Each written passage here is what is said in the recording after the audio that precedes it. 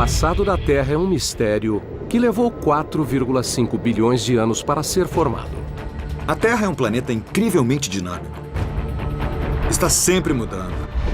Ao longo de milhões, até mesmo bilhões de anos, nem a reconheceríamos. Como a Terra se transformou e por quê? Por milênios, buscamos respostas em seus cânions, desertos, vulcões e fendas. Mas a chave para desvendar a incrível história da Terra pode estar enterrada num lugar ainda mais surpreendente: dentro de cada um de nós. Muitas características do nosso corpo remontam a uma época em que a Terra era muito diferente de hoje em dia. Do formato dos ossos às peculiaridades do comportamento humano, os vestígios estão em nós. A história da vida na Terra está literalmente escrita em nosso corpo. Está escrita nas formas dos nossos braços, pernas e até do ouvido. Na origem dos arrepios e soluços. Nos nossos pressentimentos e medos mais profundos. Nosso corpo guarda um registro quase infinito de mistérios que apenas estamos começando a desvendar. Escondidos em nossos ossos e cérebros estão os vestígios da surpreendente história de como a Terra fez o homem.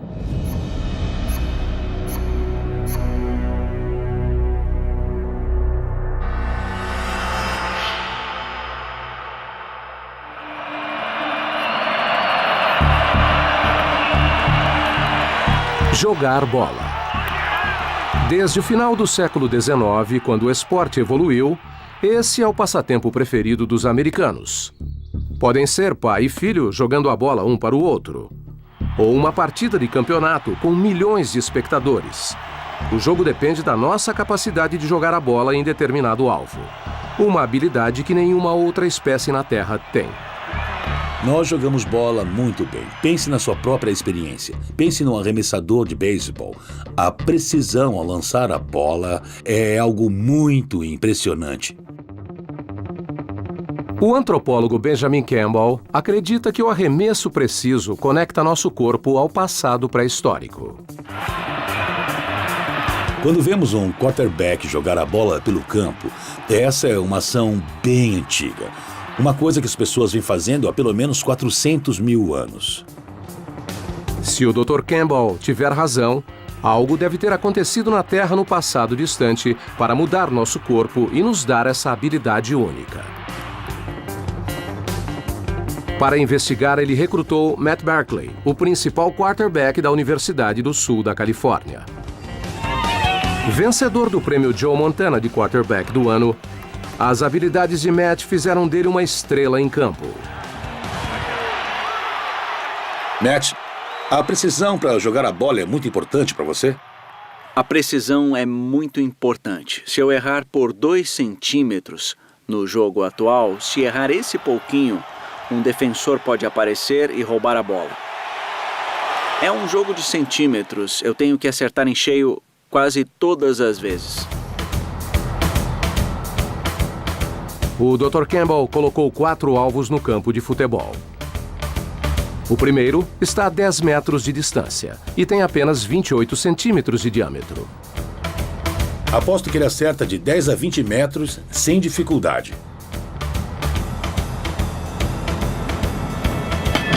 O primeiro alvo não é um grande desafio, mas o segundo alvo tem o dobro da distância, 20 metros. O segundo alvo é atingido, mas a 30 metros será mais desafiador. Preveja um pouco de dificuldade em 30 metros. É bem difícil acertar uma bola a essa distância.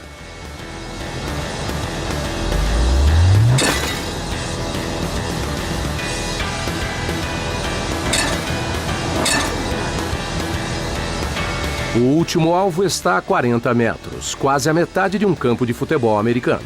Sinceramente, acho que ele não vai acertar a 40 metros. Ele erra por pouco, mas Matt tenta novamente.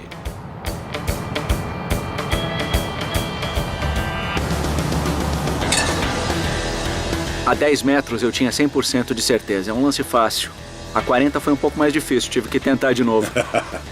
Mesmo assim, Matt conseguiu ajustar o lance e acertar o alvo a 40 metros de distância.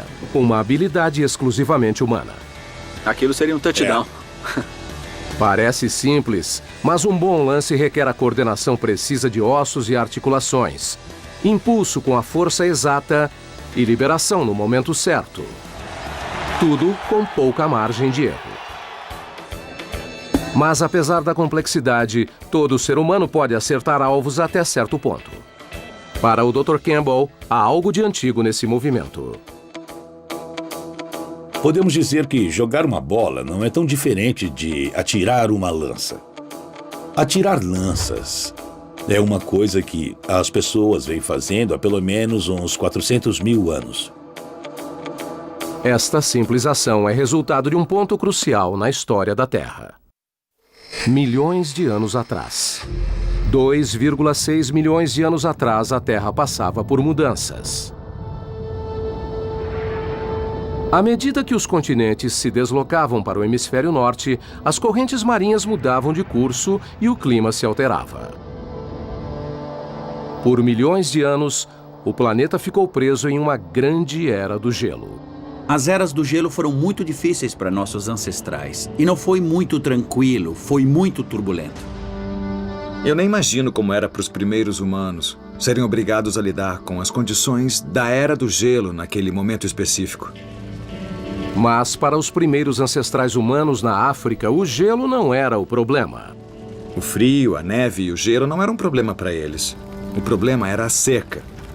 Os incêndios florestais, essas coisas, porque a maior parte da água do planeta estava presa nas calotas de gelo. Desertos surgiram, lagos secaram, a paisagem se queimou e a comida desapareceu. Nossos ancestrais tiveram que se tornar caçadores melhores. Enquanto outras espécies usam a mandíbula e as garras para atacar, os seres humanos tiveram que se adaptar, caçando de longe. Podemos imaginar que devia ser muito mais eficaz ficar a 6 metros de distância e apenas atirar uma lança nos animais. Eles corriam bem menos perigo assim. Observando alguém como o Matt e pensando nele no contexto da nossa própria evolução, ele seria um excelente caçador. Hoje, nem duvidamos que possamos atingir um alvo, mas somos a única espécie de primata que faz isso. É interessante observar que a habilidade de arremessar é relativamente única aos humanos modernos. Há 2,5 milhões de anos, as eras do gelo nos transformaram, ajustando nosso corpo e cérebro às habilidades motoras necessárias para um arremesso perfeito. Tudo em nós, as características do nosso corpo, mostram como a Terra nos fez dessa forma. Muitas características do nosso corpo remontam a uma época em que a Terra era muito diferente de hoje em dia. Outros vestígios em nosso corpo revelam segredos sobre o passado misterioso do nosso planeta. Um vestígio cotidiano, aparentemente comum, nos leva de volta ao início, antes mesmo de sermos humanos: o soluço.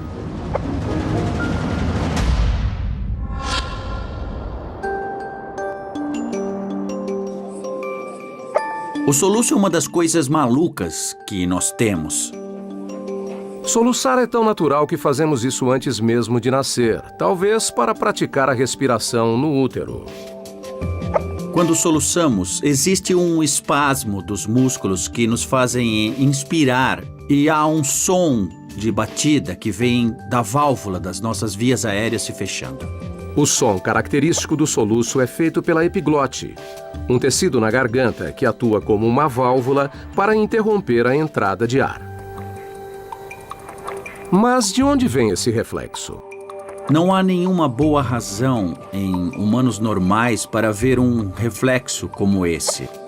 Isso acontece em alguns peixes primitivos que respiram ar. Isso também acontece com os girinos. Parte do tempo eles respiram ar e parte do tempo respiram água. Quando eles inalam água, precisam fechar a passagem para os pulmões. O soluço é uma ligação que temos com outras espécies e com um período único na Terra. Um período em que nossos ancestrais respiravam ar e água, quando nós éramos peixes. Há muito tempo, quando nossos ancestrais eram peixes, eles precisavam da capacidade de soluçar para sobreviver. Eles evoluíram em humanos, mas nós ainda temos um remanescente dessa capacidade. 400 milhões de anos atrás, a Terra era bem diferente de como a conhecemos. Naquele tempo, a Terra era um lugar muito diferente dos dias de hoje. Havia duas massas de terra naquela época. Uma era a Euroamérica, composta pela América do Norte, partes da Europa e Groenlândia. E uma grande massa de terra ao sul, composta pelos outros continentes. O resto do planeta era coberto por um vasto oceano. A Terra era o planeta da água. Por bilhões de anos, a vida existia na água, enquanto a Terra era estéril. A Terra, há mais de 400 milhões de anos, era marrom, desolada, arenosa, lamacenta. Mas tudo isso mudaria. Quando as plantas fizeram a transição para a Terra, de repente ela ficou verde. Invertebrados, aranhas, escorpiões, centopeias começaram a colonizar a Terra. Quando as plantas e insetos invadiram as terras, nossos ancestrais peixes também fizeram essa transição. Mas, para isso, precisavam respirar ar e água. O soluço é um resquício da mudança da antiga vida na água para a vida na terra. Mas há outro vestígio em nosso corpo que nos liga à vida daquela época. Você está na academia, fazendo um dos exercícios mais simples. Com os ossos e músculos de seus braços, pulsos e ombros, você se levanta como uma alavanca, usando o próprio peso corporal como resistência. Em outras palavras, você faz uma flexão. Mas o que essa simples ação revela sobre a história da Terra? O paleontólogo Ted Daschler acredita ter descoberto a resposta na ilha Ellesmere, um lugar congelado e desolado no Ártico canadense. É um lugar muito remoto e hostil. É um lugar muito perigoso. Da terra congelada antiga, Daschler desenterrou um tesouro evolutivo. Um antigo peixe apelidado Tiktaalik. Mas há algo extraordinário nesse peixe. Ele tem armas primitivas. Foi muito emocionante porque estávamos vendo algo que ninguém nunca tinha visto. Vimos detalhes do que parece ser um ombro, um cotovelo e até um pulso. O Tiktaalik estava intimamente relacionado aos nossos ancestrais diretos. Hoje, todo animal com membros, inclusive nós, ainda tem alguma versão do esqueleto primitivo visto em Tiktaalik. A asa de um morcego tem o mesmo desenho dos nossos membros, mas o morcego usa esses ossos para voar, enquanto nós usamos os braços de forma bem diferente. Quando você vai na academia e faz um exercício, está usando os mesmos ossos que o Tiktaalik tinha. Praticamente seguimos o mesmo projeto que foi criado há milhões de anos. Há 370 milhões de anos, a ilha Ellesmere era muito diferente. Na verdade, não ficava longe do Equador. A massa de terra, que agora é a América do Norte, estava ligada à Groenlândia e à Europa e tinha rios e terrenos alagados próximos a eles. O Tiktaalik viveu nesses rios antigos. E fazer uma flexão é como conseguir se elevar para sair da água e ir para a terra. Da vida na água à vida na terra. Foi assim que uma época de transição nos deu a capacidade de soluçar e fazer flexões. E nosso corpo ainda tem muitos vestígios estranhos desse antigo mundo aquático. Os genes que formam as mãos quando estamos no ventre são quase idênticos aos genes que formam as barbatanas nos peixes. Os fluidos do ouvido interno responsáveis por nosso equilíbrio são como as cavidades que ajudam a truta a se orientar nos rios. E as dores nos joelhos se devem ao fato de reaproveitarmos antigos membros de peixes para andar sobre duas pernas. A migração da água para a Terra moldou nossos destinos. Mas não era a última vez que a Terra se transformaria.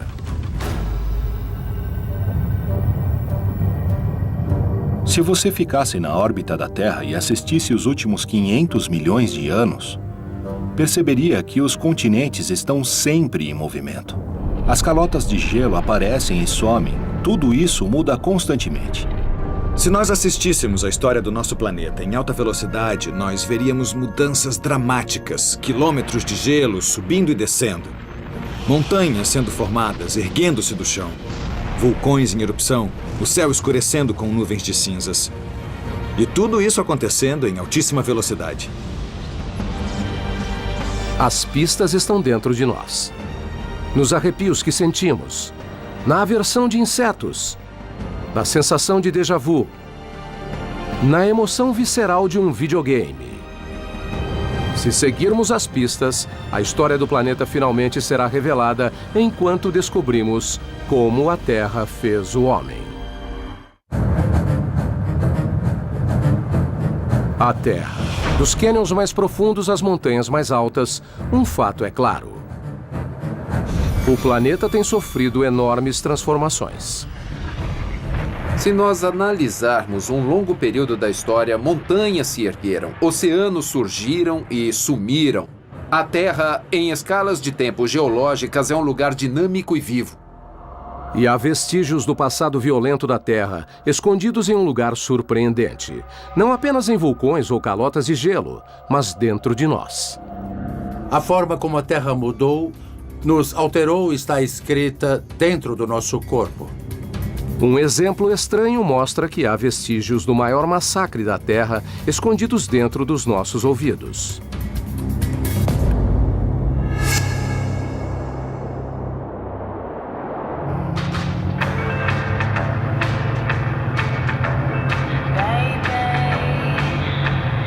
Você está dirigindo pela estrada ouvindo sua música preferida no rádio. E ouve não só o baixo e o ritmo da música, mas as frequências mais altas da voz do cantor. E pode ouvir essa incrível gama graças a 3 pequenos ossos dentro do ouvido. São os menores ossos do corpo humano, menores até do que uma moeda. Quando as ondas sonoras atingem esses ossos, eles vibram, amplificando o som à medida que viaja para o fundo do ouvido. É isso que proporciona uma audição aguçada. Mas a origem desses 3 ossos nos conecta a uma era diferente. Uma época em que criaturas estranhas habitavam a Terra. Há uma série de criaturas bizarras que existiam antigamente. Algumas nós nem sequer sabemos como eram. 260 milhões de anos atrás. Muito antes dos seres humanos, até dos dinossauros. O supercontinente Pangeia era dominado por répteis primitivos. Répteis como o de Metrodonte. Com dentes afiados e uma longa vela nas costas, ele parecia um dinossauro, mas tinha muito mais em comum conosco do que com um tiranossauro.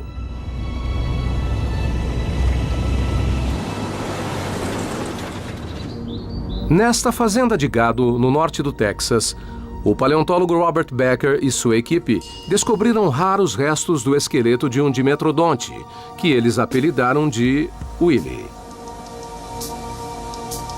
Willy é muito mais bonito do que eu jamais sonhei encontrar aqui. Ele existiu 60 a 70 milhões de anos antes de haver qualquer coisa parecida com um dinossauro primitivo. Não havia cobras, não havia dinossauros, não havia mamíferos peludos. Isso é bem anterior. Curiosamente, os ossos de Willy estão ligados aos nossos. Os ossos que temos no nosso ouvido faziam parte do maxilar do réptil. E quando os mamíferos evoluíram, esses ossos viraram estes que nós temos no ouvido interno. Mas há outra coisa enterrada aqui que é muito mais reveladora e assustadora sobre o terrível passado da Terra.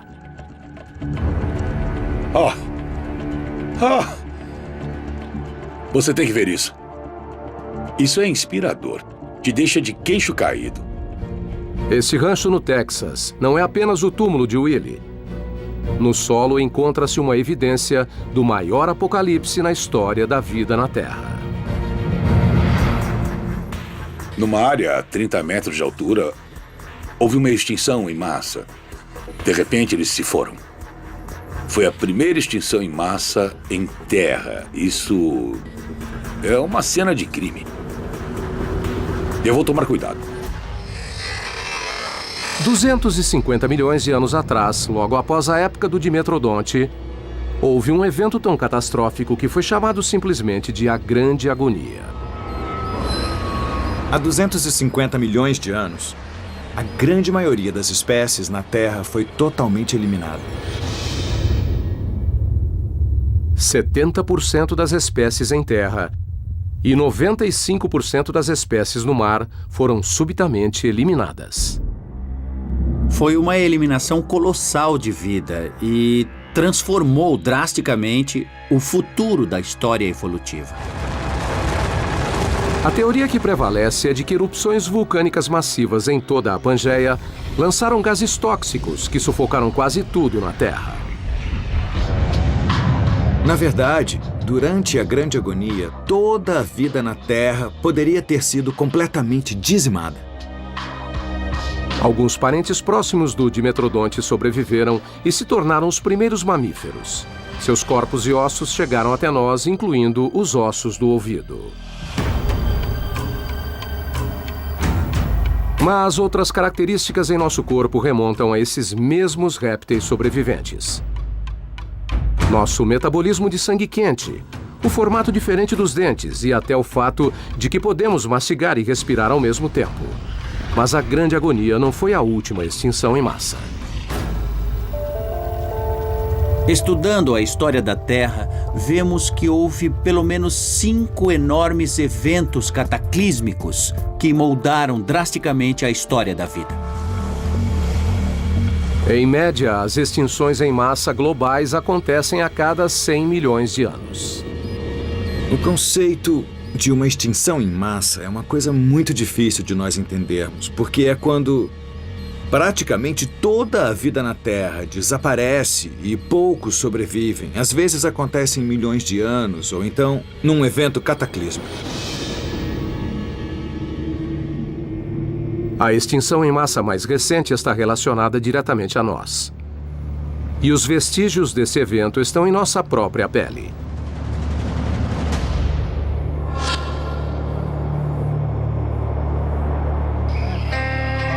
Uma das coisas que a evolução nos deixou de herança é o fato de termos arrepios. E os arrepios vêm de uma época em que nosso corpo era coberto de pelos, que ficavam em pé quando estávamos excitados ou com medo. Quando sentimos frio ou medo, pequenos músculos chamados eretores de pelo levantam nossos pelos. O reflexo prendia o calor na pelagem, fazendo-nos parecer maiores para os predadores. Não somos mais peludos como nossos ancestrais, mas o reflexo permanece. O corpo humano é cheio de resquícios estranhos do nosso passado evolutivo. Podem não ter nenhuma função hoje, mas são bons indicadores de onde viemos. Os arrepios também são um elo com a última extinção em massa. Um evento que levaria até nós. 65 milhões de anos atrás. Os dinossauros reinaram por mais de 100 milhões de anos. Para não serem devorados, nossos ancestrais mamíferos viviam sem chamar a atenção, como as pequenas criaturas peludas que vivem em tocas. Os seres humanos podem traçar sua origem até espécies de ratos que coexistiram com os dinossauros. Não acho que alguém que chegasse à Terra há 66 milhões de anos pensaria que os mamíferos pequenos sobreviveriam. Eles saíam à noite, eram pequenos, viviam em tocas, não estavam muito bem. Mas o mundo estava prestes a mudar novamente. Agora acredita-se que o evento de extinção dos dinossauros provavelmente foi causado pelo impacto de um enorme asteroide com a Terra. Foi gerado tanto calor pelo impacto do asteroide que gigantescas tempestades de fogo se alastraram pelo planeta. Por um tempo, a Terra era bem escaldante. Instantaneamente, os dinossauros e a maioria das espécies na Terra foram aniquilados. Mas, de alguma forma, nossos ancestrais conseguiram sobreviver. Por pura sorte darwiniana, os mamíferos pequenos conseguiram se enterrar e resistir ao grande desastre. Sobreviventes do Armagedon, eles passaram esses dados genéticos, inclusive o arrepio, para nós. Se não fosse pelo impacto do asteroide, nós nem estaríamos aqui hoje. É realmente muito impressionante pensar que a nossa história dependeu totalmente de uma coisa que caiu direto do céu. Sobreviventes de diversos cataclismos, nós ainda carregamos as marcas de cada extinção em massa. Analisando a história, vemos uma cadeia de acidentes, chances de sobrevivência e vários quase acidentes, quase catástrofes, chegando até nós, felizes sobreviventes. Mas mudanças ainda maiores nos aguardavam. Se você já acordou com um espasmo ou pensou ter visto um rosto nas nuvens, é porque fomos moldados pelos predadores mais perigosos da Terra. Da colisão dos supercontinentes, as 5 extinções em massa apocalípticas, algumas características da nossa anatomia foram definidas por um planeta em transformação. Mas a jornada evolutiva de minúsculos mamíferos aos seres humanos atuais deixaria sua marca de forma bem estranha.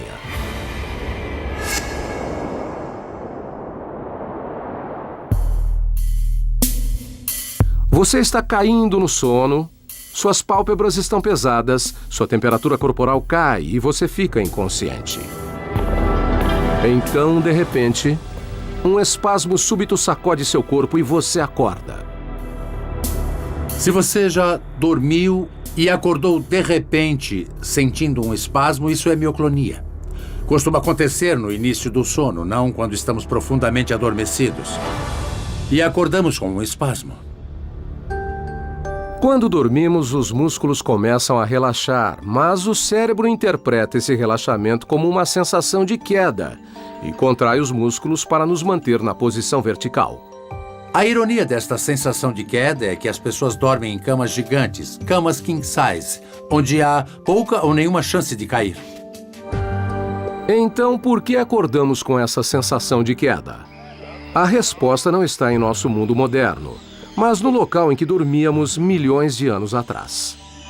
Esse vestígio parece ser consistente com a ideia de que, no ambiente ancestral, não dormimos no chão. Passamos milhões de anos dormindo em árvores, como os primatas.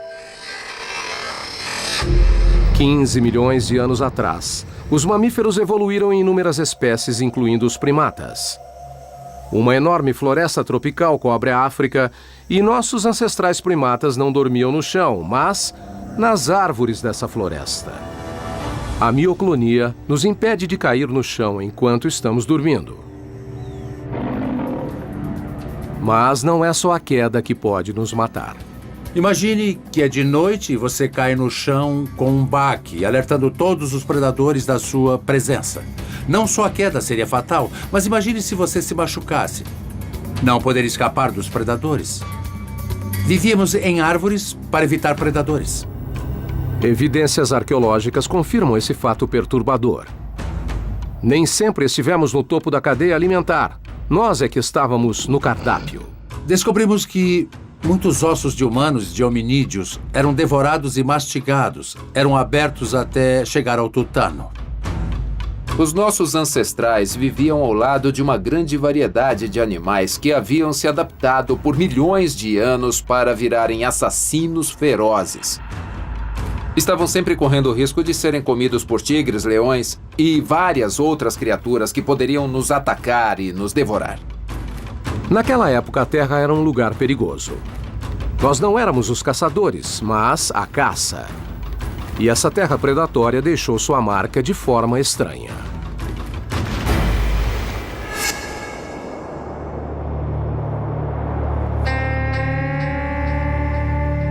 Já admiramos amplas paisagens. Elas têm um efeito calmante sobre nós. O cérebro libera substâncias químicas que relaxam os músculos e diminuem a respiração. A pergunta é, por quê? O Dr. Frederick Coolidge acredita que a resposta está enraizada no terreno da nossa pátria africana. Há uma possibilidade de que a própria paisagem da África ainda esteja impressa em nossa mente. Para testar a teoria, ele convidou os participantes a analisar cuidadosamente fotografias de 4 paisagens diferentes, para ver qual é a mais relaxante. As opções: um deserto arrebatador, uma mata fechada, colinas com árvores e uma montanha coberta de neve. Se tivesse que escolher uma dessas fotos e fosse morar nessa foto, qual você escolheria? Acho que eu escolheria as planícies verdes. Se eu tivesse que escolher, viveria nessa foto. Parece um lugar seguro e confortável. Parece agradável e confortável para se viver. Experiências similares foram repetidas no mundo todo com pessoas de diferentes origens. E todas as vezes, os participantes são atraídos por paisagens abertas. Uma coisa interessante é que as pessoas na Nigéria fizeram o mesmo estudo e conseguiram os mesmos resultados que nos Estados Unidos, mesmo quando os nigerianos moravam numa floresta ou até numa ilha. Parece muito mais um lugar para se deitar sem se preocupar. Praticamente tudo está à vista. Achamos normal que a paisagem aberta seja mais calmante. Mas pode haver uma explicação evolutiva. Um ponto de vista semelhante permitiu que nossos ancestrais detectassem os predadores. Se houvesse predadores, você os veria se aproximando e fugiria antes que te vissem. Quando viram esta encosta, acharam que era um lugar seguro, como se inconscientemente pensassem em predadores. Como associamos essa vista à segurança, essas paisagens desencadeiam uma reação bioquímica. Há neurotransmissores químicos no cérebro que nos dão a sensação de segurança. Se evitarmos o perigo, o que é uma forte predileção biológica, nos sentimos melhor. Somos recompensados por evitarmos o perigo. Mas outra fotografia provoca a reação oposta. Eric, por que a selva é o lugar onde você menos gostaria de morar? Bom, eu não gostaria de viver na selva porque parece muito mais perigoso. Só de olhar para ela, eu não consigo sentir que é um lugar seguro. O problema da selva é que pode haver um predador a 3 metros de distância, atrás de uma árvore ou escondido na vegetação e não o veríamos. Por isso as pessoas preferem a paisagem aberta, pelo menos veem o que está vindo. Ao contrário da selva, as colinas parecem reproduzir a paisagem onde vivemos milhões de anos no passado. 4 milhões de anos atrás, nossos ancestrais primatas viviam na fronteira entre as florestas densas e as savanas abertas. Acredita-se que, por muito tempo, nosso ambiente ancestral há milhões de anos era na entrada de uma floresta. Podíamos nos aventurar na floresta para caçar ou comer restos. Mas também podíamos usar a pradaria, a savana, para avistar predadores e nos esconder em segurança. Então, quando a paisagem aberta nos relaxa, talvez seja porque nos lembremos inconscientemente da vista das árvores em que nossos ancestrais viviam. Acordar com um espasmo ou desfrutar de uma paisagem aberta, nossos reflexos nos ligam à forma de sobrevivência na antiga terra predatória. Mas o nosso medo natural de predadores ainda resiste de outras formas. 2 das fobias mais comuns são de cobras e aranhas, ameaças mortais nas florestas africanas. Nossa percepção de cor e a visão 3D foram aperfeiçoadas quando evoluímos para detectar predadores camuflados. E um dos motivos de suarmos ao sentir medo talvez seja porque assim nossa pele fica escorregadia e mais difícil para um predador segurar. Mas que outros segredos estão ocultos no mundo pré-histórico de matar e ser morto? Pistas escondidas podem estar na razão de vermos rostos nas nuvens, ou no som áspero das unhas em um quadro negro. Só de falar nisso, muita gente já fica arrepiada. A história de 4,5 bilhões de anos da Terra está repleta de transformações violentas e misteriosas. E toda essa história está escrita dentro de nós. Em nosso corpo, comportamentos e até nos nossos reflexos mais simples.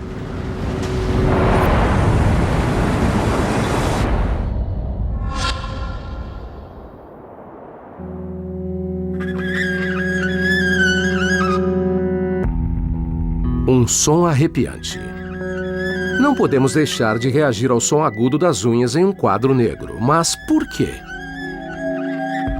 Quando penso nesse som, eu fico arrepiada. Diria que a reação é bem visceral. A doutora Lynn Halpern decidiu investigar por que esse som provoca uma reação tão universal.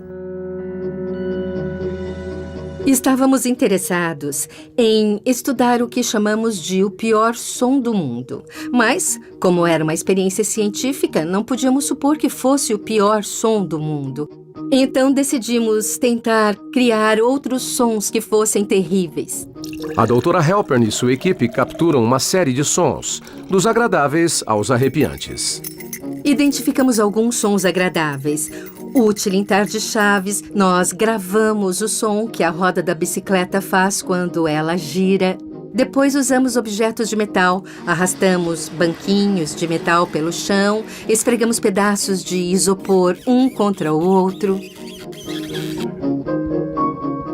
A doutora Halpern pediu aos alunos que avaliassem cada som, mas ela espera que um deles seja o pior de todos. Nós pegamos uma ferramenta de jardim com 3 dentes de metal e arranhamos diversas superfícies com ela. Para imitar as unhas em um quadro, ela arrastou lentamente o metal contra um pedaço de ardósia.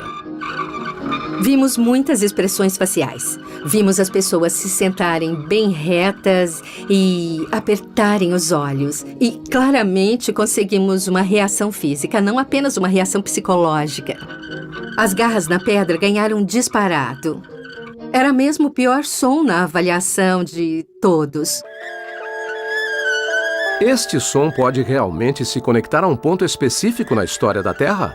Sentimos uma reação quase universal a este som. Então, deve ser algum vestígio da reação dos nossos ancestrais lá atrás na linha evolutiva. Mas o que no mundo antigo tinha o som de unhas em um quadro negro? Presumimos que este som seja semelhante à vocalização de algumas espécies de primatas e então analisamos gravações que foram feitas em campo com alguns macacos. E descobrimos que a frequência do nosso pior som era muito semelhante ao feito por um macaco fêmea quando ela tentava alertar a sua prole.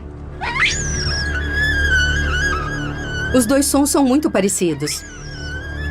Ao analisar as frequências dos sons, a doutora Halpern ficou surpresa ao descobrir que não era a frequência aguda que provocava a reação. O fenômeno está relacionado à parte do espectro que tem frequências mais baixas e acontece que ele é o mesmo espectro da fala humana. Esses sons nos conectam a um momento crítico na história terrestre. 4 milhões de anos atrás, no coração da África, nossos ancestrais viviam na entrada da floresta. Durante o dia, andavam sobre 2 patas por toda a savana. Mas, quando a noite caía, retornavam para as árvores. É preciso lembrar que, no passado evolutivo, quando anoitecia, ficava totalmente escuro. Uma noite nublada, sem lua, era um breu completo. A escuridão total. O único sentido que usavam era a audição e só se podia alertar sobre o perigo através do som. Por milhões de anos fomos perseguidos na escuridão por predadores mortais. E em resposta, podemos ter usado gritos de alerta penetrantes para avisar sobre o perigo. Nesse mundo, muito antes de nos tornarmos caçadores, os predadores estavam no controle. Não podíamos matá-los, então precisávamos evitá-los. Sem dúvida, nossos ancestrais viviam num mundo cheio de predadores. Ursos, cães selvagens, felinos, serpentes, aranhas. Havia várias formas de ser morto. Muitas vezes pensamos que somos uma espécie superior, mas nem sempre estivemos no topo da cadeia alimentar.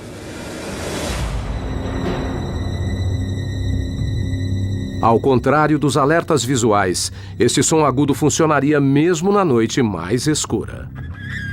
Uma reação imediata e visceral a este som deve ter sido muito importante para a sobrevivência. Mas outros indícios desse mundo cruel podem ser encontrados não apenas no que ouvimos, mas no que vemos.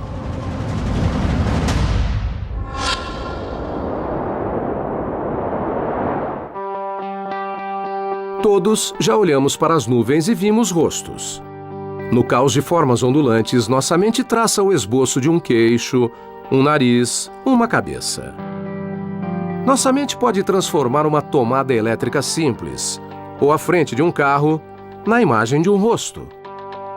Ver rostos em padrões aleatórios é chamado de pareidolia e está profundamente embutido em nossa mente. Assim como o som de unhas em um quadro negro, a pareidolia é uma ligação com o nosso passado predatório. Ao reconhecer um rosto rapidamente, você poderia ver os olhos de um predador que invadisse seu ambiente. É crucial ver um predador logo para sobreviver. Para saber a que velocidade o cérebro reage aos rostos, a doutora Noshine Radikan colocou os voluntários em um sofisticado scanner de cérebro e apresentou-lhes uma série de imagens. Algumas de rostos e outras de objetos comuns que se parecem com rostos. Vimos que objetos que se parecem com rostos ativam uma parte do cérebro que é importante para o reconhecimento facial, como aconteceria com um rosto real. Ou seja, reconhece como se fosse um rosto real. Em apenas 170 milésimos de segundo, 2 vezes mais rápido que um piscar de olho, nosso cérebro percebe esses objetos como rostos, antes mesmo de nos conscientizarmos disso. É um sinal bem rápido. Então, você vê rostos sem ter que pensar nisso. Eles aparecem na sua frente. Há pouca dúvida de que vemos rostos para detectar outros membros da nossa própria espécie, como uma criança reconhece o rosto da mãe. Mas a reação rápida estudada pela doutora Radikan sugere que há também uma estratégia de sobrevivência em andamento. Se um predador estivesse por perto, você teria que vê-lo muito rápido. E eu acho que é por isso que evoluímos para ver rostos tão rápido. Por que vemos rostos até quando não estão lá? Talvez na escuridão e no caos do nosso antigo ambiente, fosse melhor prevenir do que remediar. Em nossa antiga terra natal, precisávamos estudar a paisagem constantemente em busca de algo que pudesse nos atacar. O centro de medo do nosso cérebro está sempre em alerta, monitorando cada fluxo de entrada sensorial em busca de sinais de perigo, o tempo todo. É melhor para o cérebro ver um rosto onde não há um rosto que não ver o rosto onde há um rosto. Então, quem sobreviveu estava preparado para detectar rostos. É um reflexo que permanece até hoje. Em 2004, um sanduíche de queijo grelhado, supostamente com o rosto da Virgem Maria, foi leiloado por $28 mil. E em 1956, as notas canadenses precisaram ser trocadas porque as pessoas acreditavam que viam o rosto do diabo no cabelo da rainha Elizabeth. O mundo dos predadores moldou nossos comportamentos mais profundos. Mas nem sempre fomos à caça. Sempre que corremos ou sentimos um impulso agressivo, é porque estamos ligados a uma época em que a Terra nos transformou, de caça, em caçadores. Século XXI. Terra. 7 bilhões de seres humanos se espalharam por todos os continentes do globo, garantindo seu lugar no topo da cadeia alimentar. Mas nem sempre foi assim. Hoje vivemos num mundo onde não somos devorados por predadores, mas no início da evolução humana nós éramos. Sempre podíamos ser devorados por tigres, leões e vários outros animais que poderiam nos atacar e nos devorar. Mas como se deu a mudança de equilíbrio? Como a Terra nos transformou de presas fáceis a predadores perfeitos? As pistas estão escondidas em nosso próprio corpo.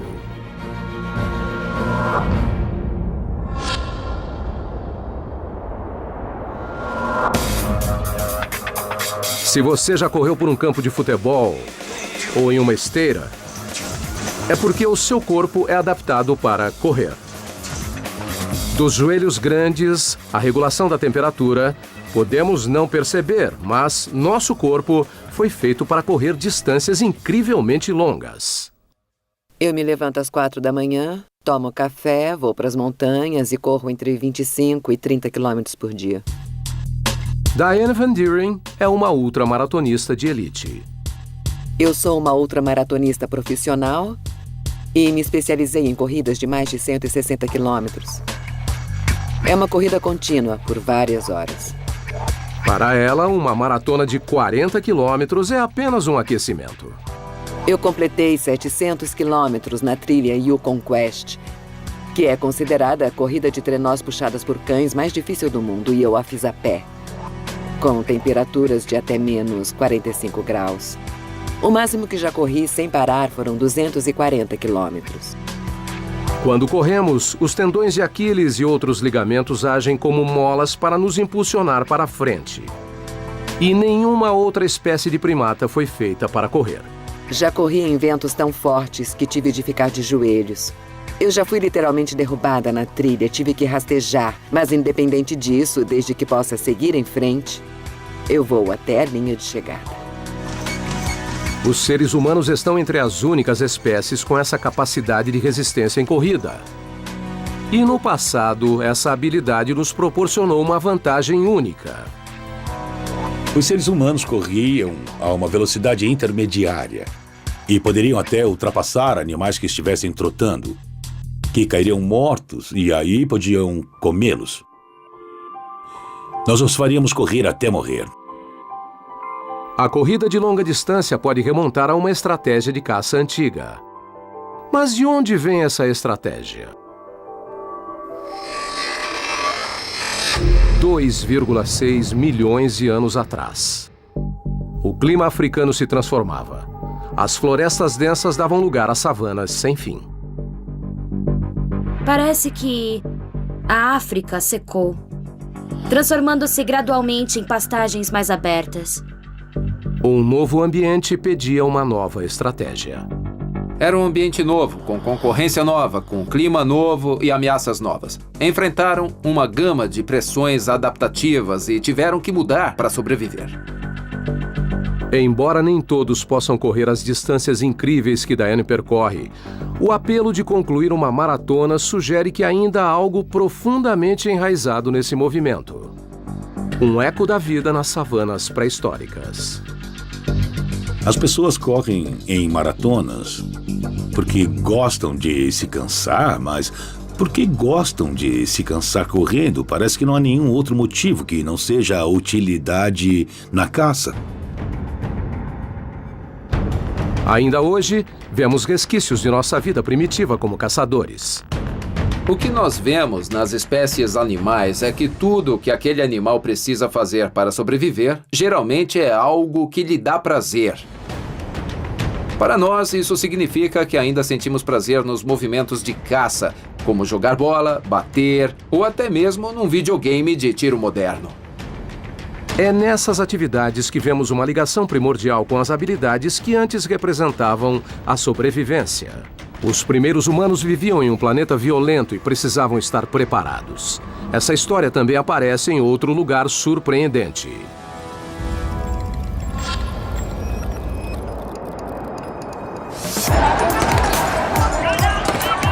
A agressão. Por mais amigáveis que sejamos, todos temos o impulso da raiva. E dentro de cada um de nós está a capacidade de transformar essa raiva em violência. Em algum lugar no fundo de nosso ser, todos temos um lado sombrio. E o antropólogo Brian Hare, da Universidade Duke, quer solucionar um mistério. A questão central que eu gostaria de responder é: por que nós temos um lado sombrio? Ele acredita que a resposta possa ser encontrada em uma reserva natural na África ao analisar nossos primos evolutivos. Todo mundo está familiarizado com os chimpanzés. Mas eis a surpresa, há 2 espécies de chimpanzé. E muitos não sabem disso. A outra espécie se chama bonobo. E os bonobos são espécies únicas. Os babuínos, os chimpanzés, os gorilas e nós. Todos os primatas, quando pressionados, estão dispostos a lutar fisicamente por recursos para sobreviver. Todos, exceto os bonobos. O que os humanos e os chimpanzés têm em comum é que temos um lado mais sombrio. Os bonobos não têm esse lado mais sombrio. Eles não se matam. Mas por que os bonobos não são violentos? O Dr. Hare descreve um experimento simples. Nós colocamos comida numa sala que um bonobo tem acesso. Mas tem uma porta e atrás da porta tem outro bonobo. O bonobo deve tomar uma decisão: ficar com a comida ou dividi-la. E o que vemos nesse vídeo, e que surpreendeu até a mim, é que os bonobos abrem a porta e deixam um amigo comer junto. Quando estamos em uma situação de sobrevivência, podemos compartilhar ou lutar. E os bonobos vivem em paz, compartilhando seus recursos. Eles parecem ser altruístas e incapazes de serem violentos. Por que nós temos o lado sombrio enquanto os bonobos não têm? O Dr. Hare acredita que um rio na África tem a resposta. O rio Congo é o 2º maior rio do mundo, perde apenas para o Amazonas. Ele meio que faz um ponto de interrogação pelo continente. O rio Congo. Com 4.800 quilômetros de comprimento e até 13 quilômetros de largura e pelo menos 1 milhão de anos. 1 milhão de anos atrás, esse rio era apenas uma barreira. No lado norte estavam os chimpanzés e os humanos primitivos, no lado sul os bonobos. O rio Congo separa a terra dos chimpanzés da terra dos bonobos. Os bonobos não sabiam nadar e não conseguiram atravessar um rio enorme como o Congo, que virou uma barreira, separando as espécies que evoluíram em florestas separadas. As eras do gelo destruíram os alimentos disponíveis na nossa pátria africana. E diante da catástrofe, os bonobos ficaram isolados, sem concorrência. Então, sobreviveram com a partilha. Mas no lado norte do rio, os primeiros humanos, chimpanzés e outros primatas lutavam pela sobrevivência. Assim, nossos impulsos mais profundos de agressão e violência podem remontar a um tempo em que vivíamos no lado errado do rio. Depressa! Qualquer tipo de característica geográfica que separe 2 populações pode criar uma divisão genética nessas 2 populações. Isso acontece com rios, ilhas, geleiras e até mesmo uma cadeia de montanhas pode separar 2 populações diferentes e fazê-las evoluir totalmente separadas. De inúmeras formas, ainda estamos profundamente enraizados em nossa pátria pré-histórica africana. Tem um lugar no mundo, mais que qualquer outro, que é o berço da humanidade e que nos fez como somos hoje. Esse lugar é a África. A surpreendente influência da geografia africana antiga resiste de outras formas. Nossas unhas eram garras que foram achatadas para que pudéssemos subir nas árvores das florestas africanas. E nossa capacidade de andar sobre 2 pernas começou quando elas secaram e tivemos que andar para ir de árvore em árvore. Mas mudanças ainda maiores nos aguardavam. Nos últimos milhões de anos da nossa evolução, a Terra remodelou e reestruturou aquilo que nos torna verdadeiramente únicos: o cérebro. E um vestígio é o fato de a Terra ter nos deixado com a estranha sensação de déjà vu.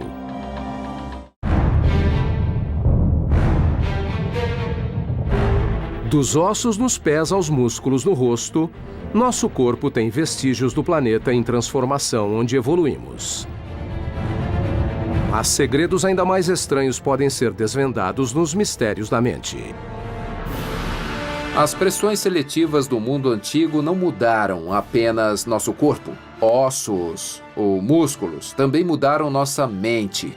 Diferentes partes do cérebro evoluíram em diferentes momentos da história evolutiva. A história do nosso planeta está escrita nas dobras e pregas do nosso cérebro. E um exemplo surpreendente está no motivo de vivenciarmos uma falha evolutiva.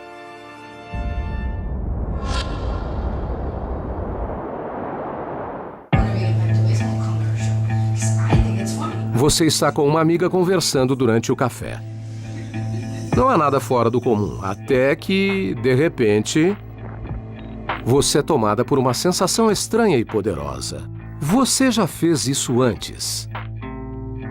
Embora saiba que é impossível, sente como se estivesse revivendo um momento do passado e se lembra de todos os detalhes.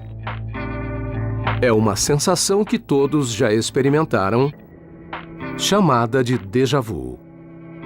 Déjà vu é a sensação de ter estado lá antes mesmo de acontecer. O Dr. Michael Persinger, na Universidade Laurentian, estuda anomalias da mente humana, como o déjà vu. Ele acredita que o déjà vu seja causado por microataques em duas áreas fundamentais do nosso cérebro. Os lobos temporais, o esquerdo e o direito, acima das orelhas, e neles ficam as áreas que envolvem memória e significado. Como pequenas tempestades elétricas, os microataques afetam as áreas que processam as memórias. Na verdade, percebemos que o cérebro todo sofre microataques, ainda mais quando sonhamos. Sonhamos toda noite e nas áreas profundas do cérebro parece haver atividades elétricas. O déjà vu é igual. Em seu laboratório, o Dr. Persinger pode até criar a sensação de déjà vu em cobaias. Ao estimular o lobo temporal direito, esses estados alterados aparecem. A sensação de ter vivido aquilo antes de acontecer. O déjà vu tem uma origem antiga. É uma ligação misteriosa com um momento crucial na história do nosso planeta. 2 milhões de anos atrás. Os primeiros seres humanos ainda estavam no auge da era do gelo mais recente. A Terra passava por mudanças climáticas e sofria com secas e incêndios repentinos. A volatilidade obrigou os humanos a encontrarem novas formas de sobreviver. Como consequência, nosso cérebro sofreu um aprimoramento súbito, uma expansão de 300%. Nos últimos milhões de anos, nosso cérebro cresceu dramaticamente. Quem tinha um cérebro maior vivia melhor, então houve uma pressão constante e adaptativa para o cérebro ser cada vez maior. A parte do cérebro que se expande mais rapidamente é o neocórtex, uma área que inclui o lóbulo temporal. Mas como um fabricante de computadores que corre para criar um novo sistema operacional, sempre há falhas no software. Algumas extravagantes como o déjà vu. Nosso cérebro é um produto da evolução, tanto quanto o nosso corpo, e eles surgiram ao longo de milhões e milhões de anos, então não é de surpreender que as mesmas características ambientais que formaram o nosso corpo também tenham afetado nossa forma de pensar e agir. Os microataques que criam o déjà vu normalmente não são perigosos. Mas, em raros casos, esses vestígios evolucionários saem do controle e se transformam em convulsões epiléticas. Foi o caso de Diane Van Deren. A primeira convulsão que eu tive foi no carro com minha mãe. Não me lembro como começou, mas eu lembro como terminou. Tive uma dor de cabeça horrível. Eu não sabia quem eu era, o que era o quê, quem era quem. Era como se eu tivesse sido atropelada por um caminhão. As convulsões pioraram com o passar dos anos. Foram ficando cada vez piores e mais fortes. E eu tinha de 3 a 5 convulsões por semana. Estranhamente, as convulsões sempre começavam com uma intensa sensação de déjà vu. Tinha essas sensações estranhas que eram rápidas e breves. Era um aviso de que logo eu teria uma convulsão. Parecia que eu estava tendo, sabe, um déjà vu. Tipo, já estive aqui, já fiz isso. Eu sentia que sabia o que ia acontecer a seguir. Acho que a sensação de déjà vu é uma falha que está ocorrendo. É algo que está acontecendo no cérebro, como se algo fosse irromper. A doença foi se agravando e a única opção de Diane era a cirurgia cerebral. Os médicos descobriram que as convulsões estavam isoladas em uma pequena parte do cérebro dela. Lembro de dizer, é isso aí, nós conseguimos. Os médicos removeram um pedaço do lóbulo direito temporal de Diane. Literalmente abriram a minha cabeça, tiraram meu crânio e cortaram um pedaço do tamanho de um kiwi do meu lobo direito. As convulsões pararam e o déjà vu também. A cirurgia foi horrível, mas se eu faria de novo, iria amanhã de manhã, sem pestanejar. Do caso extremo de Diane Van Deren, as sensações de déjà vu que todos nós experimentamos, os vestígios de um tempo antigo estão incorporados em nossa mente. De uma época em que a Terra selecionava quem tinha cérebro maior. O caso de Diane Van Deren é um exemplo extremo de como a Terra se expandiu depressa e moldou nossa mente. Mas a programação antiga da nossa mente ainda vive de outras formas. O planeta volátil que nos deu o déjà vu também nos deu a capacidade de tomar decisões rápidas. E vemos isso aplicado em nosso cotidiano. Estudos mostram que, no meio do caos de um jogo de futebol, um quarterback tem só 3,5 segundos para decidir onde lançar a bola. Esse é o quarterback Matt Barkley. Como quarterback, é importante tomar decisões rápidas no jogo? Bom, hoje em dia é tudo bem rápido no jogo. As coisas acontecem em milissegundos. Vejo como os caras se alinham, os outros jogadores em movimento, as mudanças de posições, e o cérebro tem que entender tudo isso antes de eu receber a bola e fazer um lance. Tudo acontece num piscar de olhos. Como Matt, todos nós agimos de acordo com instintos profundos. Quando o Matt toma essas decisões no campo, ele não tem tempo para pensar. Ele age por instinto, por impulso. Não são só os jogadores que fazem isso. Todos nós fazemos. Por exemplo, quando nós dirigimos e temos que tomar decisões instantâneas. Achamos que a maioria das nossas ações é decidida conscientemente, mas, na verdade, a maior parte do que fazemos vem de um comportamento automático e instintivo. Mas de onde vêm esses instintos? A resposta pode estar na história de como a Terra nos programou com a intuição e nos deu o reflexo do nojo.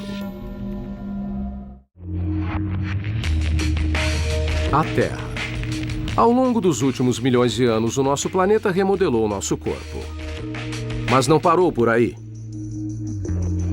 Há vestígios do passado misterioso da Terra no formato de nossos ossos e no modo como pensamos. Muito do que pensamos, do modo como pensamos, foi determinado por nossa história evolutiva. Parece uma ideia radical, mas é cada vez mais aceita por psicólogos do mundo todo. Quando as pessoas pensam na evolução, costumam pensar na transformação dos braços, das pernas, de características físicas, mas também afetou as nossas mudanças de comportamento.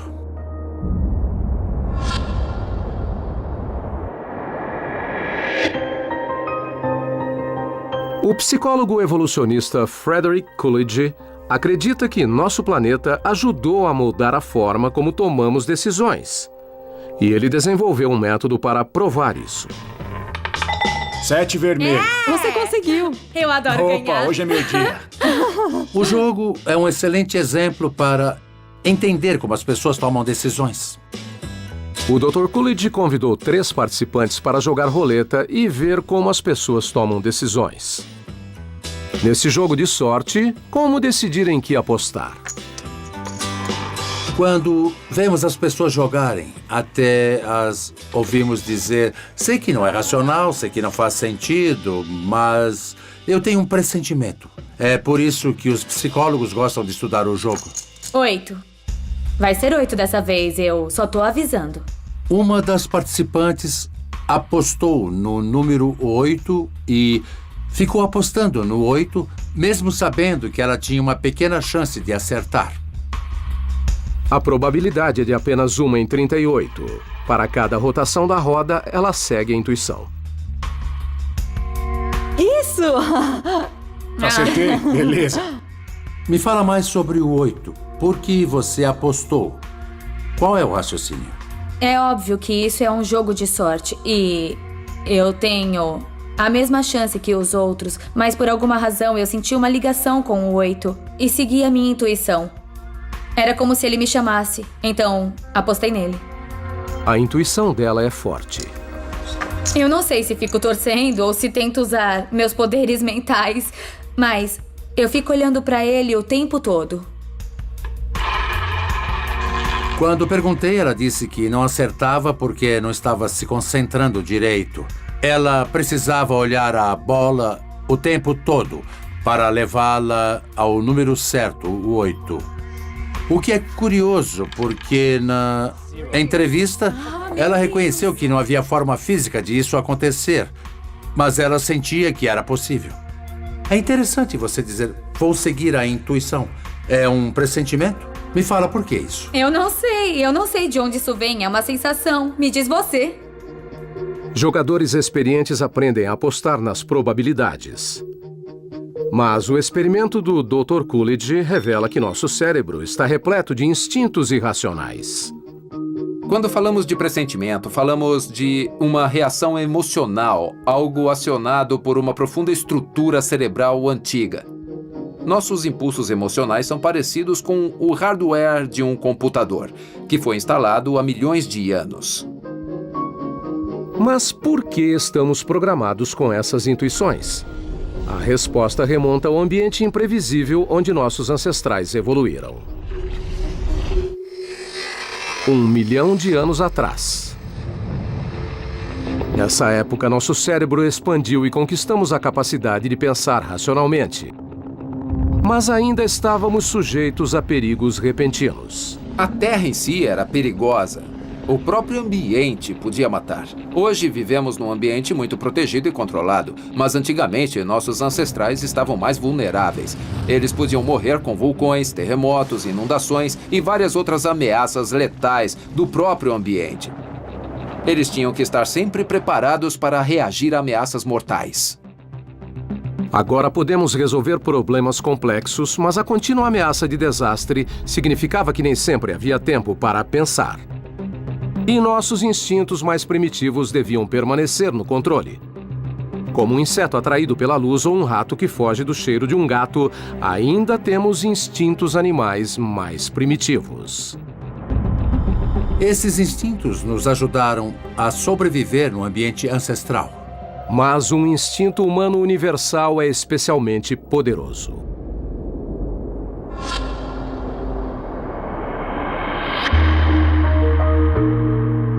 Você está jantando em um restaurante. A pessoa à sua frente enxuga o suor da testa, coça a pele, limpa os dentes e até assoa o nariz.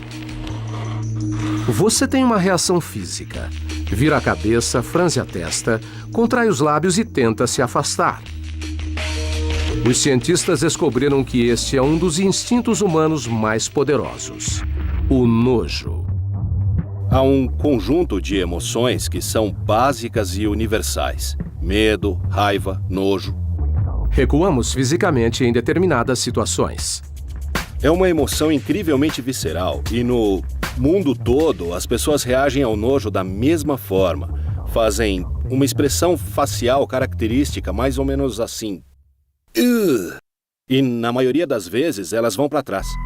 O professor de psicologia Gavin Fitzsimmons, da Universidade Duke, acredita que esta reação física seja parte de um padrão mais profundo. Obrigado por vir e participar do nosso estudo de hoje. Ele realiza um experimento não convencional. É um estudo bem simples sobre a preferência das pessoas por sucos. Diria que gosta de suco de laranja? Eu adoro suco de laranja. É, que bom. Você pode tomar um gole? Tá gostoso. Ótimo. O que eu quero fazer agora é colocar em contato com o suco de laranja algo que eu acabei de esterilizar. Oh, não. Eu vou mergulhar isso no suco de laranja. Eu vou mexer um pouquinho. Ai, meu Deus.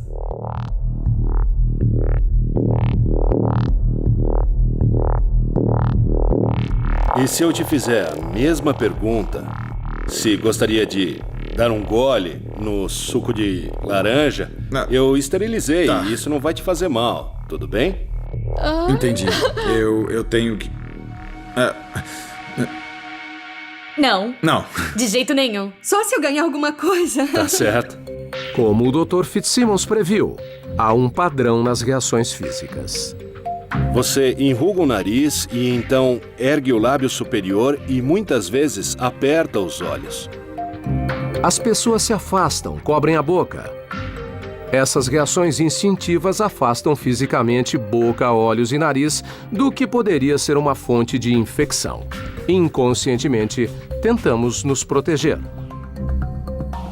Isso até supera a lógica racional. Após ser esterilizada, a barata é mais segura do que uma fruta do supermercado. Mas eu disse que eu esterilizei isso. Sabendo que está limpo, por que a sua preferência mudou tanto com o contato com um objeto esterilizado? Porque esse objeto estéril tem muitos pelinhos nele. Não foi surpresa que ninguém quisesse beber o suco. Se eu esterilizar de novo e mergulhar no suco, você vai beber o suco? Não, não importa. Não quero mais. Foi uma reação forte, tipo... Não se deve fazer isso com suco de laranja. As pessoas sabem, em um nível racional, que a barata esterilizada é estéril e não faz mal. Isso mostra que o nojo é uma das coisas que estão embutidas em nós há muito, muito tempo. Nas grandes populações humanas, as doenças foram o que mais afetou a sobrevivência dos nossos ancestrais. Ao longo da história humana, a mutação e a evolução de doenças contagiosas foram um assassino muito pior do que as erupções vulcânicas, os terremotos ou predadores. No mundo antigo, qualquer doença podia ser fatal. Nossos ancestrais tinham que reagir com nojo e aversão a coisas que podiam provocar doenças. Nossos reflexos mais comuns já foram uma proteção vital contra os germes. Os germes só foram descobertos em 1856 por Louis Pasteur, mas nossa mente evoluiu e nos adaptamos para evitar a infecção. O instinto é tão forte que às vezes foge do controle. Esses instintos podem superar toda a razão. Algumas pessoas lavam as mãos 200, 600 vezes por dia e reconhecem que é irracional. Chama-se transtorno obsessivo-compulsivo. Elas reconhecem que é irracional e as incomoda, mas não conseguem evitar. Da forma como fazemos apostas, às coisas cotidianas que nos enojam. Foi assim que a Terra nos ensinou a seguir a intuição, a sentir nojo e a se manter vivo. As ameaças aos primeiros seres humanos, grandes e pequenos, modelou nosso corpo e comportamento. Mas um único evento, há mais de 70 mil anos, colocou a humanidade em sua maior provação e nos tornou verdadeiramente humanos. É de arrepiar pensar como a raça humana chegou perto da extinção. A Terra e sua história remontam a incríveis 4,5 bilhões de anos. Essa história ainda nos influencia de forma surpreendente. Um exemplo está em uma pesquisa intrigante sobre sexo. As taxas de natalidade no mundo todo revelam uma tendência em comum.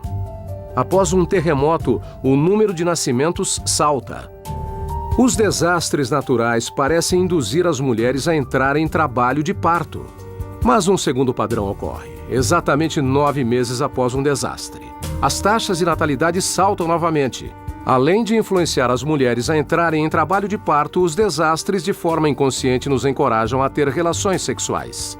Se há algum tipo de explicação evolutiva para isso, pode ser que, após acontecer um desastre, você imediatamente queira ter mais filhos. É uma garantia de que assim você vai substituir os membros da sua tribo que teriam se perdido ao longo do caminho. A evidência é clara.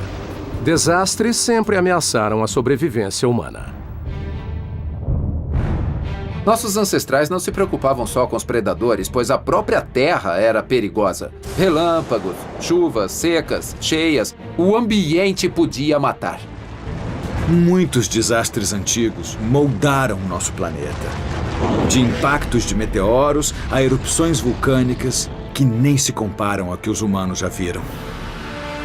Mas os desastres também contribuíram para moldar gradualmente o corpo humano e orientar nosso comportamento. Tudo em nós pode ser rastreado, até eventos como um grande terremoto, ou um tsunami, ou grandes erupções vulcânicas. Estamos à mercê de forças geológicas. Embora tenha havido inúmeros desastres no passado, uma única catástrofe pode ter realmente nos transformado em humanos. E isso está codificado em nosso DNA.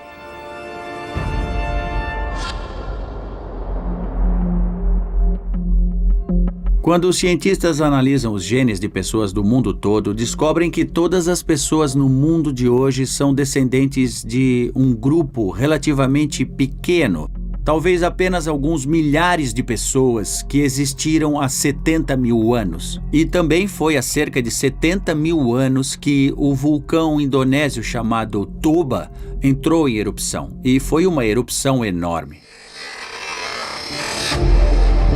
74 mil anos atrás, na ilha indonésia de Sumatra, um dos piores desastres na história da humanidade lançou o mundo no caos total.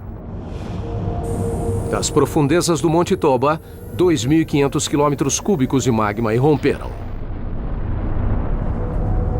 Não era apenas um vulcão, era um super vulcão. A erupção do Monte Santa Helena em 1980, algumas pessoas consideraram um evento bem destrutivo. Imagine um evento milhares de vezes maior do que essa erupção. Os humanos que viviam na época devem ter sofrido com o inverno vulcânico. A explosão teria sido catastrófica. O céu escureceu, entramos em uma era do gelo de 6 anos. Fomos reduzidos a 2.000 humanos e quase fomos extintos. Como consequência, a população humana foi reduzida para poucos milhares de indivíduos. Nem o suficiente para encher uma sala de cinema moderna. É de arrepiar pensar como a raça humana chegou bem perto da extinção. A ideia de que poderíamos pegar todas as pessoas do mundo e colocá-las dentro de um pequeno auditório é realmente bem assustadora. Todas as pessoas podem traçar sua própria história de volta a esses sobreviventes. Chegamos perigosamente perto da extinção dos seres humanos. Se isso for verdade, há apenas 70 mil anos. Hoje, essa catástrofe geológica está escrita em nosso corpo. E nosso DNA contém uma evidência incrível. Apesar da nossa diversidade, somos 99,9% geneticamente idênticos. Isso é incomum no mundo animal. Até as drosófilas são 10 vezes geneticamente mais diversas do que nós. Os cientistas acreditam que nossa semelhança é um resultado direto da redução populacional provocada pelo Monte Toba. Achamos que já vimos de tudo. Tornados, terremotos, tsunamis, erupções vulcânicas. Mas, para falar a verdade, no fim das contas, nós só vimos a ponta do iceberg do que a Terra sofreu no passado. Nós nem imaginamos a escala. Nem um profissional como eu tem ideia da dimensão de uma catástrofe realmente grande. A cor dos nossos olhos, o formato dos nossos ossos e até o funcionamento da nossa mente. São pequenas evidências do imprevisível planeta que nos criou. Agora que reunimos essas evidências em corpo e mente, um quadro completo da história da Terra começa a surgir. Nós podemos analisar e traçar alguns dos maiores eventos que já ocorreram no nosso planeta, olhando não só a história da vida humana, mas de toda a vida na Terra, de sua origem humilde até nosso presente. Se encaixarmos todas as peças, saberemos a história completa. 206 ossos, 640 músculos, trilhões de células. O corpo humano é uma criação do planeta que nos rodeia. E dentro dele, há um mapa que conta a história da própria Terra. Eu acho que essa pode ser considerada a história da Terra, que está escrita dentro de todos nós. Está escrita nas nossas formas e formatos, no modo como pensamos. Até se analisarmos os genes, veremos que estamos ligados à natureza das primeiras formas de vida no planeta. É incrível pensar que dentro de nós está o esquema de toda a vida na Terra, desde o início, dos organismos unicelulares, passando pelos dinossauros e chegando aos humanos modernos. Cada passo desse caminho pode ser visto dentro de nós. Mas como tudo isso se encaixa? Agora, passo a passo, vamos juntar todas as pistas e revelar uma história épica de transformação global e caos inimaginável.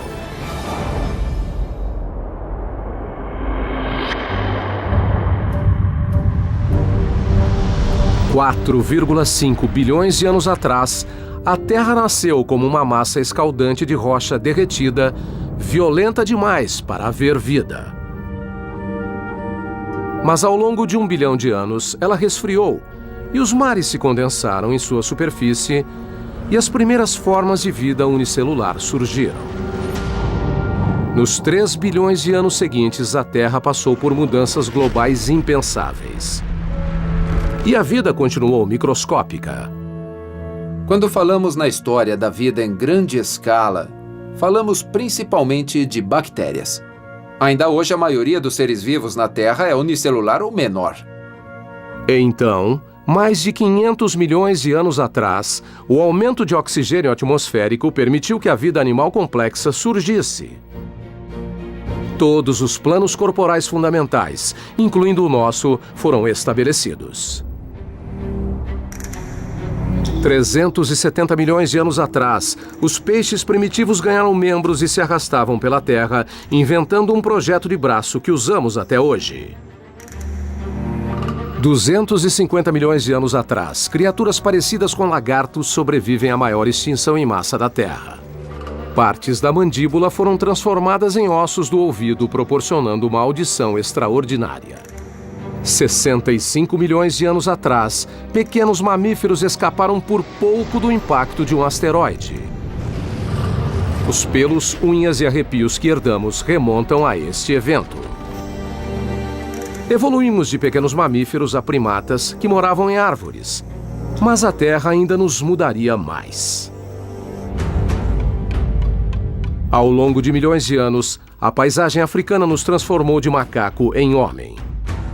Começamos a andar sobre 2 pernas e evoluímos para correr, jogar e caçar. Precisávamos sobreviver a predadores mortais, o que gravou permanentemente medos e instintos em nossa mente. 2,6 milhões de anos atrás, as eras do gelo fizeram nosso cérebro crescer 3 vezes mais. Mas deixou algumas falhas, como o déjà vu.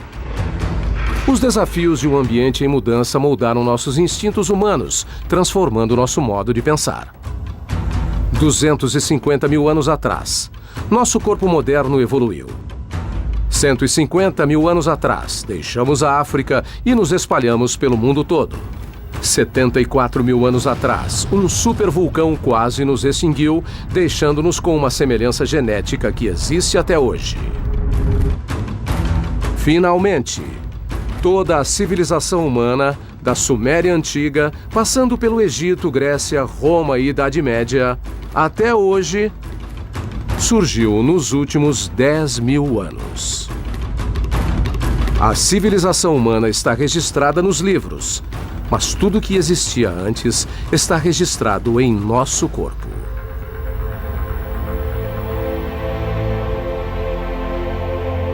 O que descobrimos é uma façanha.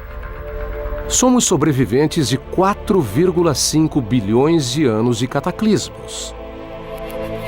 Nós, seres humanos, podemos pensar que a nossa sobrevivência se deve à ingenuidade dos nossos ancestrais, o que é verdade, mas também não podemos desconsiderar a sorte nisso tudo. porque em vários momentos os nossos ancestrais podiam ter sofrido com as catástrofes, como outras espécies, e podiam ter sido extinguidos. Algumas vezes estivemos perto de desaparecer totalmente. Desde os organismos unicelulares, 30 bilhões de espécies passaram pela Terra e 99,9% delas foram extintas. É impressionante pensar que nós, seres humanos, somos produtos de tantas extinções em massa. Do surgimento dos primeiros organismos unicelulares, passando pela época em que eles saíram do mar, os répteis, os dinossauros, a eventual ascensão dos mamíferos, até nós. Temos muita sorte, não é? Mas há o outro lado da história. A Terra nos fez como somos hoje. E a Terra não parou de mudar. No futuro, os continentes vão criar outro supercontinente. O Oceano Atlântico vai ser bem grande e depois vai começar a se fechar de novo e ficando menor a cada ano até que as Américas, a Europa e a África vão finalmente se juntar de novo.